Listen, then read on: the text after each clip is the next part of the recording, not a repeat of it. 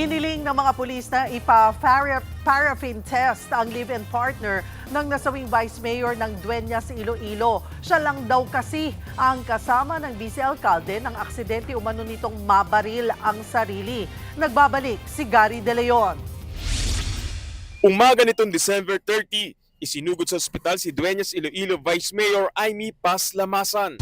Nabaril niya raw ang kanyang sarili sa tiyan. Sa impormasyon na nakuha ng Iloilo Police sa kalibin ng vice-alkalde, bigla raw pumutok ang 9mm pistol ni Lamasan nang ilagay ito sa safety box. Bisperas nitong bagong taon, tuluyang nasawi si Lamasan habang nasa operasyon. Una itong napaulat na accidental firing, pero bukas ang Iloilo City Police Office sa iba pang anggulo. Malinis na raw kasi ang lugar kung saan nangyari ang insidente. Nang dumating ang mga pulis, inaantay pa ang ballistic examination sa baril at kung si Lamasan nga ang tunay na nagmamay-ari nito. Bumuo na ng Special Investigation Team para sa pagkamatay ng vice-alkalde. Hiniling na rin ng pulisya na sumailalim sa paraffin test ang live-in partner ni Lamasan. Yan ay para malaman kung sino ang nagpaputok ng baril. Tanging ang kalibin partner lang kasi ng vice-alkalde ang kasama nito nang mangyari ang insidente. Paglilinaw ng pulisya. Hindi naman po yan conclusive in case mag-positive or mag-negative. Hindi po conclusive ang paraffin test.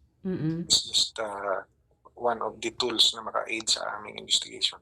Patuloy namang humihingi ng dasal ang pamilya ni Lamasan. Nagbabalita mula sa frontline, Gary De Leon, News 5. Mga kapatid, Cheryl Hosing po. Maging maalam at may pakialam sa mga napapanahong issue at headlines. Mag-follow at mag-subscribe na sa social media pages ng News 5.